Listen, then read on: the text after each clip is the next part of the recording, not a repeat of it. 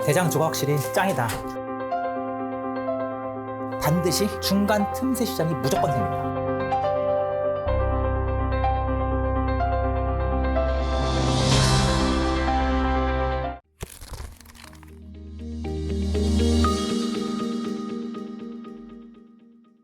오랜만에 모셨습니다. 홍대선 작가님. 안녕하세요. 안녕하세요. 오랜만입니다. 한국인의 탄생. 네. 그 내용만으로도 저희가 참 여러 번 모실 수 있어서 좋습니다. 근데 지난번에 나오셨을 때 한국인이 유독 잘생겼다. 네. 외국인이 봤을 때도 한국인은 잘생긴 것이다 라는 이야기를 해주셨는데 야, 댓글에 논쟁이 좀 많았습니다. 아, 그럴 수밖에 없어요. 왜냐하면 한국인 잘생겼다는 얘기를 한국인 남자 둘이 앉아서 하고 있으니 꼴 보기가 싫죠. 우리가 딱 그 영포티 아닙니까? 네. 우리 영포티잖아요. 네, 저도 평소에 나이키 에어맥스 신고 다닌단 말이에요. 네네. 그 밈에 나오는. 네. 이게 객관적으로 한국인이 잘생겼다라는 말은 굉장히 우리가 어려운 말이에요. 왜냐하면 예. 사람의 외모 평가라는 거는 주관이 개입될 수밖에 그렇죠, 없어요. 그렇죠. 그럼요. 이게 이 시대상에 따라 다른데 네. 쉬운 예를 제가 한번 들어보겠습니다.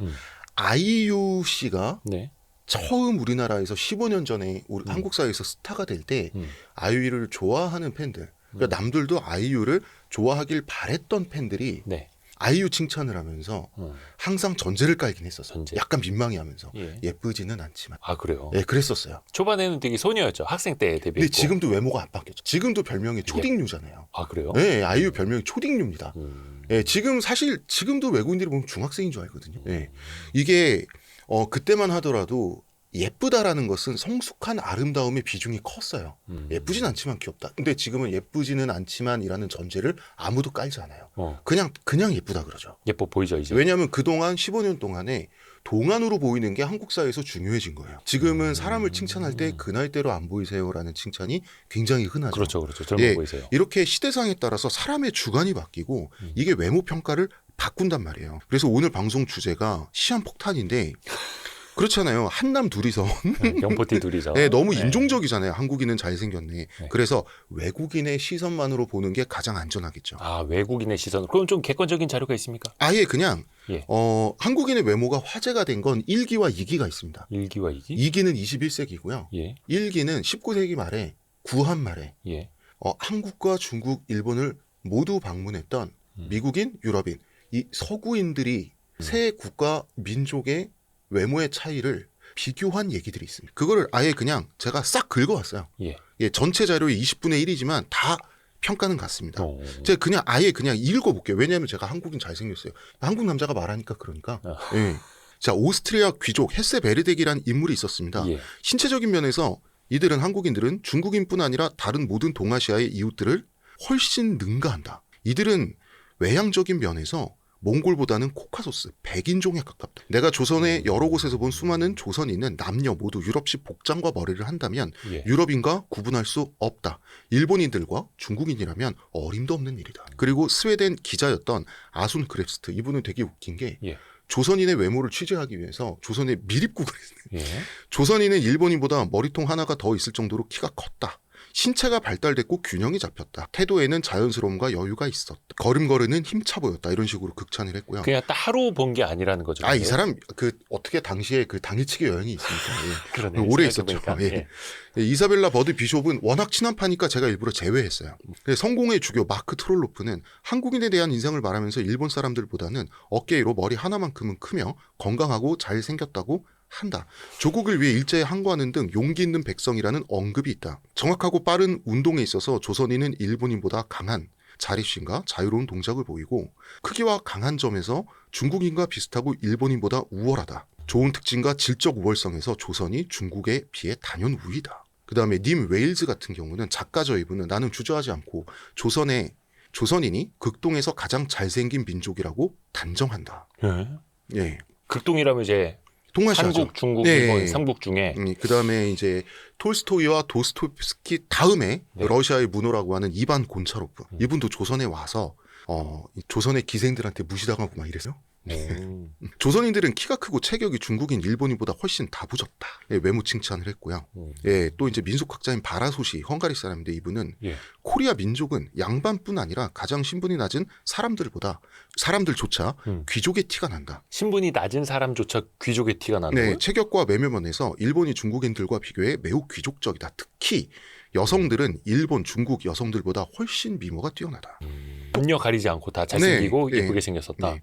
그리고 이게 되게 웃긴 게 이 예. 사람들이 남자다 보니까 예. 조선 여자들을 그렇게 보면서 와 되게 예쁘다 이러면서 하여튼 남자들이란 예. 세비지 랜도 이 사람 똑같습니다. 유럽 여인의 아름다움은 한국 여인의 아름다움에 비견할 바가 못 된다. 이탈리아 해군 제독 카를로 로세티, 평균 이상의 신장과 힘든 일에도 견딜 수 있는 튼튼한 체력을 지닌 한국인들은 우수한 종족임이 틀림이 없다. 아니 그게 어디에다 뭐 이렇게 아부해야 되고 막 그랬던 건 아니죠. 그럴 이유가 없죠. 이 사람들이 이런 표현을 쓴 이유는 그냥 놀랐기 자유롭게. 때문이에요. 놀라서. 왜냐하면 당시는 인종차별의 시대잖아요.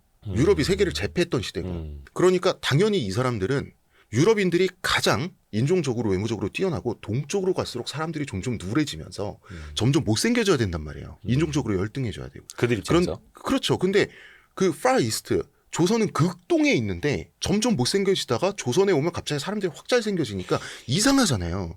그래서 자기네들의 믿음이 흔들리니까 놀라서 쓴 거지. 이 사람들은 조선에 무슨 돈을 받은 적도 없고요. 아니 근데 그럴 아무리 이유가 없어요. 조선 후기라고 해도 과학 문명이나 네. 기술 발전, 뭐 경제적인 측면 뭐로 보나 조선은 되게 못 살았을 거 아니에요. 유럽 아니, 사람들이 봤을 경제나 때는. 과학은 조선은 이 사람들이 다 엉망이라고 했고요. 아니 근데 왜 옷도 잘 입고 네. 잘 씻고 좀 돈 좀 있어 보이고 뭐 그러면 좀 후광 효과가 있지만 조선은 네. 전혀 그런 게 없었을 시절 아니에요. 그렇죠. 근데 사실은 19세기에서 20세기 초반까지도 네. 일반 서민들은 유럽이 더 엉망인 부분도 있어요. 서민들의 삶은. 그 산업혁명이란 건 수많은 사람들, 서민들, 노동자들을 그냥 갈아 마시는 그런 체제거든요. 그런데 이제 이 사람들이 이런 얘기를 했던 것은 조선은 양반부터 노비까지 기본적인 외모나 체격이 상향 평준화됐다는 얘기를 하는 거예요. 조선 후기에. 예, 왜냐하면 19세기 말까지만 하더라도 유럽에 잘 사는 귀족 출신, 지주 출신들과 일반 노동자들 있죠. 서민 노동자들은 키 차이가 20cm까지 났거든요. 그런 키 차이가 조선에는 없었어요. 그 다음에 이제 독일의 생물학자가 있습니다. 예, 생물학자. 예, 그 프란츠 폰 지볼트라는 사람은 조선 사람들은 일본인에 비해 체격이 더 크다. 어쩌고 저쩌고 하면서 뭐라고 하냐면 잘생겼다고 하면서 그 용모가 카서스에 가깝다. 몽골리안이 아니라는 거예요.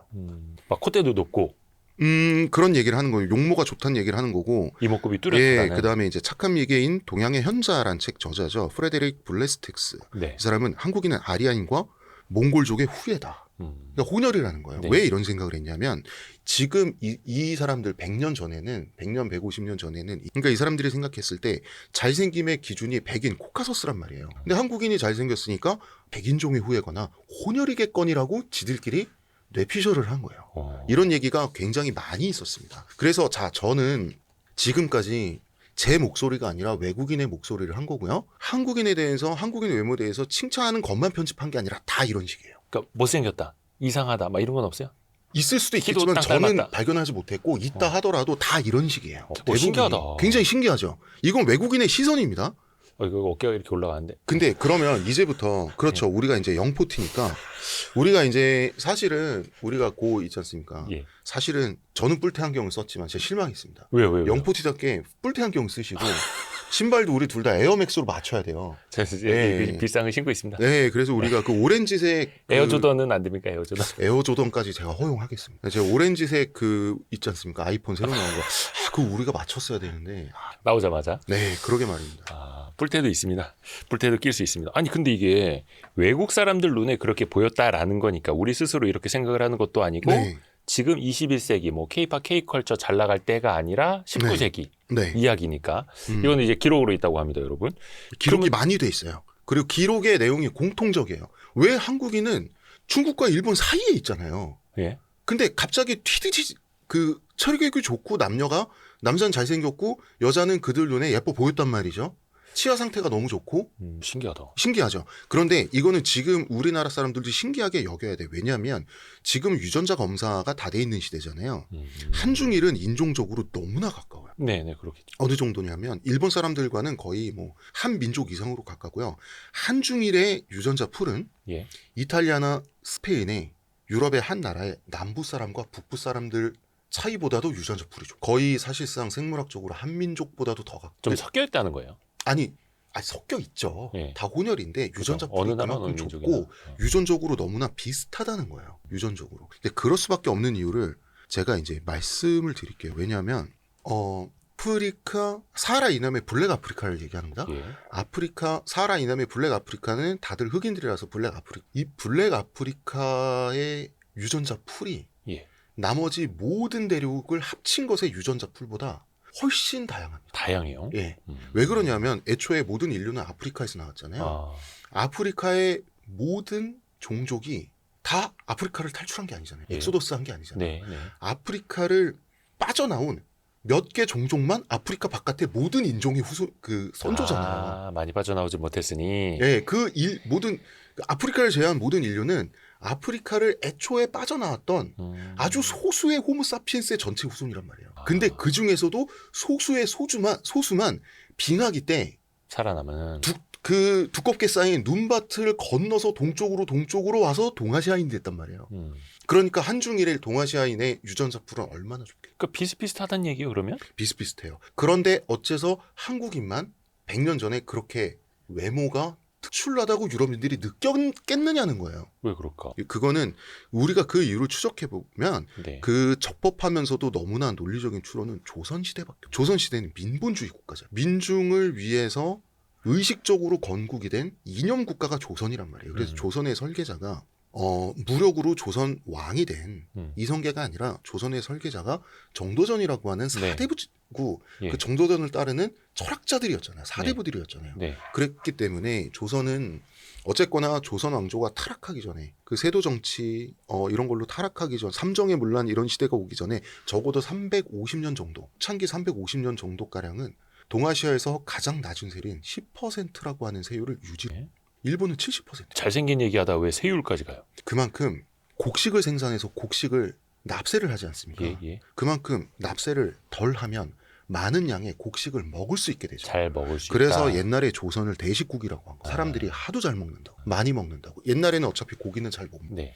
영양의 대부분을 그 곡물로 쌀과 같은 곡물로 영양의 대부분을 섭취하고 특히나 단백질을 섭취를 해야만 했을 때 얼마나 많은 곡물을 일상적으로 먹을 수 있느냐가 영양 상태를 결정하고 네. 그 영양 상태가 외모를 만들어요. 조선은 어쨌든 500년 동안 우리 선조들을 중국이나 일본의 대부분의 평민들보다 훨씬 잘 먹게 만들었어. 이거는 역사적 사료에도 그대로 나타나는 거야. 중국인의 2배. 먹는 쌀의 양이 중국인의 2배, 일반인이 일본인의 3배를 먹었다고. 그래서 키도 훨씬 더 커질 수 있었고. 그럴 수밖에 없어요. 다른 이유는 존재하는 게 원천적으로 불가능해요. 그러니까 잘 먹으면서 잘 발달을 했고 그게 그렇죠. 또 잘 생겨 보였고. 그래서 우리가 조선시대 되게 무시하는데 사실 우리의 외모와 치아 상태를 떠받치고 있는 것이 바로 조선시대예요. 조선이 멸망했을 때 한심했던 모습만 가지고 조선 왕조 500년을 다 그렇게 따지면 로마 제국이 멸망할 때는 동고트족의 로마 그 수도 로마가 함락당하면서 로마 제국이 이제 무너지고 해체가 되는데요. 네네네. 그 마지막 모습을 가지고 로마 제국 시대 전체를 평가한다면 너무 우습죠. 그렇죠. 똑같습니다. 조선 왕조도 그 전기와 중기와 후기와 멸망기를 우리가 따로 분절해서 생각할 필요가 있고 우리가 조선의 후예라는 점에서 우리가 조선의 후예인 증거를 우리가 신체적으로 갖고 있다는 생각을 해야 돼요. 신기하다. 또 저는 궁금한 게 또 이런 것도 있었습니다. 왜 그동안에 네. 서양 남자들이 동양 여성에게는 되게 관심이 많다. 그 작은 눈, 단아한 얼굴 뭐 이런 거 되게 좋아한다 막 이랬거든요. 네. 근데 서양 여자들은 동양 남자한테 아예 관심이 없다. 네. 그들이 봤을 땐 되게 못생겨 보였다라고 저는 뭐 90년대, 2000년대 초반까지만 해도 좀 배웠었거든요. 네. 문화적으로. 네. 그래서 한국 남자 유럽이나 미국 가면 안 통한다고 막. 네. 근데 최근 들어서 한국 남자들이 좀 더 잘생겨 보이는 건 이건 어쩔 수 없이 K-팝이나 K-컬처의 영향이 있지 않을까요? 그런 영향이 있을 수밖에 없는데요. 네. 예. 그래서 이제 이제 그런 분들이 네. 한국 남자 사귀고 싶어라는 생각을 하는 분들이 생각하는 한국 남자는 차은우 이런 분들이고요. BTS. 예, 이제 우리 같은 이제 영포티가 아니고요. 예. 그렇긴 합니다만 저는 이제 이런 게 있다고 생각을 합니다. 일단은 네. 외모의 보편적인 시각이란 건 없잖아요. 네. 예. 그러니까 우리가 80년대, 90년대까지만 하더라도 미의 기준이 굉장히 서양인이었어요. 왜냐하면 유럽 문명이 서구 문명이 세계를 제패했고 우리는 일본도 그랬지만 열렬히 서구를 모방하면서 우리가 선진국에 오는 이 길까지 열렬히 모방해 왔지 않습니까? 예. 이렇게 우리는 정신적인 거는 빼놓고 딱 기술만 모방하면 그렇게 안 되거든요. 다 같이 그 취향 같은 것도 딸려오게 돼 있거든요. 그래서 우리 80년대 미스 코리아 대회를 기억만 해봐도 서구적일수록 우리가 미인이라 그랬어요. 아, 8등신. 네, 그렇죠. 그런데 우리가 그 생각을 해봐야 돼요. 예. 우리 지금 젊은 친구들한테 우리가 배워야 될 게 있어요. 인식이 우리 세대랑 다른 게면 지금 어쨌든 20, 30대, 10대, 20대까지의 젊은 분들이 스타를 만드는 건 젊은 층이 만들거든요. 어느 시대나. 네. 예. 그런데 지금 출연해서 이제 젊은 스타들을 보세요. 예. 박소담, 김고은, 김다미, 김민하 여성 배우들 굉장히 한국적인 외모죠. 예. 우리가 서구를 추정했던 서구의 미적 취향을 우리가 가지고 있었던 80년대, 90년대의 스타가 아마 못 됐지만 지금은 젊은 층이 이분들을 스타로 만들고 우리가 100년의 세월을 거쳐서 지금 젊은 층들이 원래 우리가 조선인들이 갖고 있었던 우리다운 얼굴에 대한 취향이 복원되고 있어요. 무쌍. 그래서 그렇네. 지금은 이상형 뭐예요라고 얘기했을 때 쌍꺼풀 없는 남자가 좋아요라고 말하는 분들이 젊은 분들이 굉장히 많아졌어요. 예. 그리고 남자도 손석구 같은 정말 한국적인 얼굴. 지금 섹시의 아이콘 중에 하나잖아요. 그래서 우리 내부에서부터 우리다운 생김새에 대한 매력을 다시 갖게 되는 거예요. 그만큼 이거는 저는 우리나라 정도 되면 우리가 왜 외국에 대해서 그렇게 절어야 돼? 그러니까 꼭 우리나라는 선진국이야라고 느끼지 않아도 지금 젊은 분들은 선진국에서 잘하고 살고 있는 분들이 맞다라고. 이 정도의 주체성은 우린 주체적이어야 돼라고 우리가 의식을 해서 생겨나는 게 아니라 자연스럽게 내부적에서 키워지는 거라고 생각하며 예, 이런 거를 보면 저는 선진국이 된 게 맞구나라고 비로소 생각이 돼요. 그러니까 사실 그 미에 대한 기준은 좀 문화나 시기에 네. 따라서 좀 달라지기는 하나 어떻게 보면 더 이제 주체성을 가질수록 그 뿌리에 가까운 것을 더 선호할 수도 있겠고요. 맞아요. 자긍심이 생길 수도 우리다운 있겠고. 것에 대한 선호가 자연스러워지는 거죠. 우리다운 것은 뭔가 좀 촌스럽고 그런 거고 유럽적인 거, 미국적인 것은 더 우월한 거고라는 생각을 그 전 세대들에게는 좀 무의식적으로 그게 있었다면 지금은 90년대나. 없는 거예요. 지금은 그냥 학교에서 길거리에서 많이 보는 얼굴 중에서 사람들이 스타를 뽑아준단 말이에요. 그러니까 그렇잖아요. 김민하 씨나 김다미 씨 같은 얼굴은 120년 전에 조선에서 충분히 예쁜 얼굴이었겠죠. 동양화 속에 나오는. 그렇죠.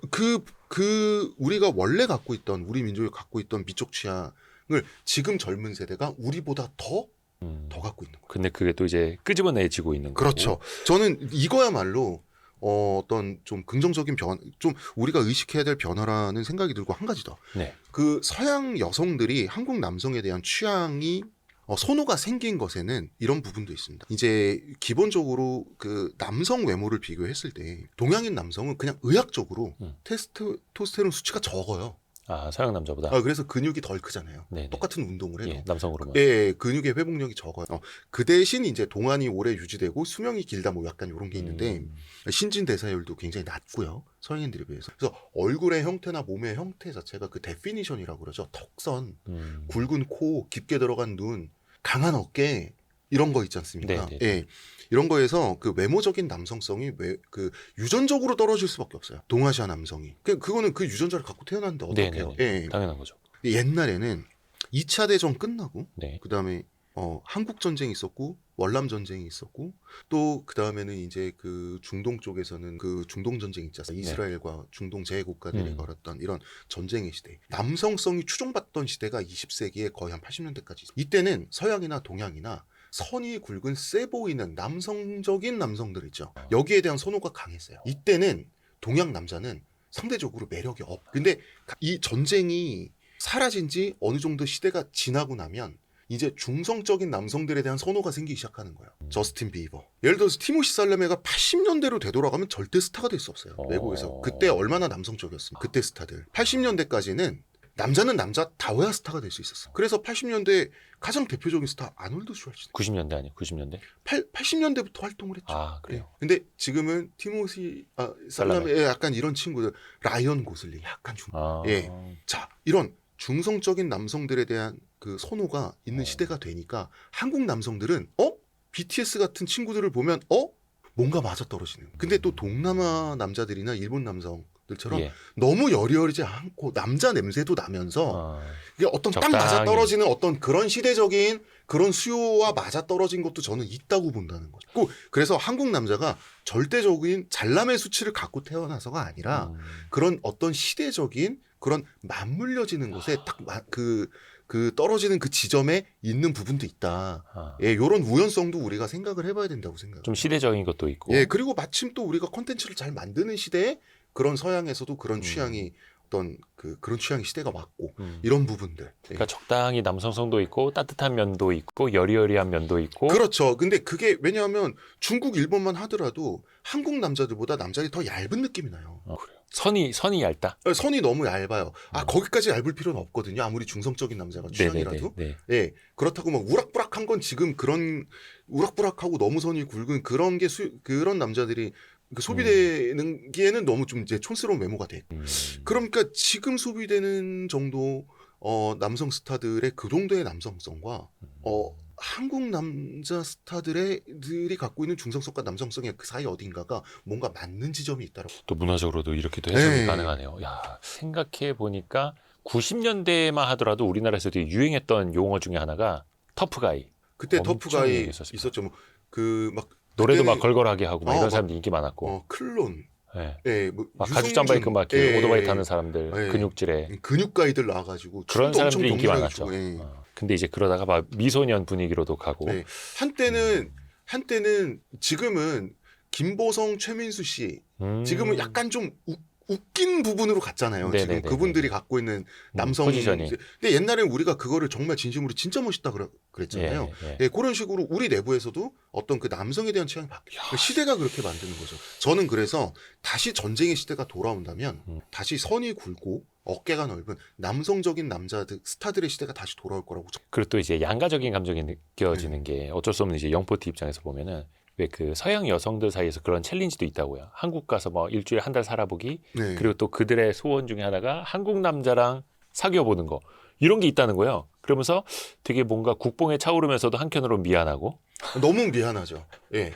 너무 미안하죠. 예. 그래서 우리들 그분이- 얘기예요. 그냥 저희끼리 예, 얘기해요. 너무 미안한 게 그분들이 이제 우리나라에 부푼 가슴을 안고 와서 우리나라에 와서 실제로 길거리에서 보는 남자들은 이제 우리 같은 남자들이잖아요. 그래서 도대체 잘생긴 남자들은 어디 있나? 어디가 예. 아 근데 뭐 이렇게 평균적으로는 괜찮게 보일 수는 있어요. 평균적으로 괜찮게 보일 수는 있죠. 근데 그것도 우리가 서양이라고 하면 약간 우리가 딱 봤을 때 코카소스의 인종이란 말도 지금 쓰면 과학적인 견지에 쓰면 안 되는 말이긴 한데 뭐 약간 중앙아시아, 러시안, 동유럽, 그다음에 뭐 정말 그 게르만 비중이 높은 네. 서유럽 이제 그 사람들 취향 다 달라요. 다 다르기 때문에 아마 제 생각에 어떤 나라에서 한국이 남자들의 평균적인 외모는 어떤 나라에선 봐줄만 할 거고 어떤 나라에선 되게 못생겼을 거고 뭐 그렇겠죠. 뭐. 또 이게 되게 신기한 게 물론 이제 대부분의 정보는 유튜브로 접합니다만 네. 해외에서 보면은 외국 사람들이 특히 여성들이 한국 남자, 일본 남자, 중국 남자를 딱 구분을 하더라고요. 딱 봐도 한국 사람이시죠. 그러니까 옛날에는 그게 되게 힘들었잖아요. 그냥 차이니즈 막 재패니즈 막 이랬고 네. 한국 사람이냐고는 되게 거의 말미에 나왔었는데 이제는 그게 구분이 된다는 게 신기합니다. 신기하죠. 그리고 1기, 2기 말씀을 드렸잖아요. 네. 1기가 이제 구한말이었다. 음. 네. 우리가 아직 마지막 독립국이었던 시절, 일제강점기가 돼. 2기는 21세기에 한국인, 한국 여성, 한국 남자가 잘생겼나? 한국 여자가 이쁜 것 같아라고 해서 주목을 받는 시기가 네. 이제 K-팝 유행과 함께다. 그 중간에 100년 가까운 공백기가 있잖아요. 예. 관심을 못 받았던. 그게 뭐냐면 일제강점기에 일제의 대대적인 지속적인 쌀 수탈로 원래 이건 서양인들이 정확히 기록한 거. 조선인이 일본인보다 머리통 하나가 더. 그런데 일제강점기를 거두면서 키가 역전돼 버립니다. 그러니까 머리통 하나 이상의 키를 잃게 돼요. 얼마나 굶주려. 그러니까 조선 사람들은 네. 그 이제 세도 정치 80년 동안 엄청 굶주리거든요. 네. 그래서 조선 말기를 밀란의 시대라고 하잖아요. 사람들이 죽창 들고 일어난단 말이에요. 그거보다도 더 철저하게 36년 동안 집중적으로 굶주렸기 때문에 얼마나 집중적으로 굶주렸으면 머리통 하나 이상의 키를 남녀가 다 잃었겠어요. 그래서 일본의 키를 그렇잖아도 작은 일본의 키를 추월당하니 한국인의 외모가 100년 가까이 너무나 볼품없어진 거예요. 그러다가 우리나라가 한 70년대까지 고생하고 80년대부터 어느 정도 먹고 살게 되고 하면서 90년대에 이르러서야 이게 아마 연도가 약간 집계 방식이 돼 94년, 95년인데 네. 이때가 돼서야 일본의 평균 신장을 재역전을 해요. 그러니까 90년대에 재역전했죠. 그러니까 90년대가 지나면 바로 21세기잖아요. 예. 그러니까 21세기에 다시 관심을 받을 수밖에 없어요. 여기서 얻는 교훈은 역시 잘 먹어야 된다. 잘 먹어야 되고 어. 우리가 일제강점기를 통해서 당했던 손해와 그 비극과 굴욕이 어느 정도의 수준이란 것을 알아야 됩니다. 이게 생물학적으로도 회복하는데 오래 걸릴 수밖에 그럼요. 없었다. 그래서 이 36년간의 영양 결핍이 한국인에게 마른 당뇨를 가져다 줬죠. 당뇨 그 높은 당뇨비 안 그럴 수가 없어요. 의학적으로 생물학적으로. 탄수화물 많이 먹어서. 그러니까 영양 결핍을 한번 만들어 놨다가 아. 영양 상태가 다시 좋아지는 과정에서 당뇨 비율이 안 생길 수가 없어요. 여러분 꼭 당뇨 걸리지 마세요. 그럼 일제강점기에 영양으로 여러분이 당뇨에 걸린 걸 수도 있거든요. 너무 분하잖아요. 여러분 반드시 당뇨 걸리지 말고 어. 예, 건강 건강 관리 잘 하시길 바라겠습니다. 교훈적이네요 오늘. 네.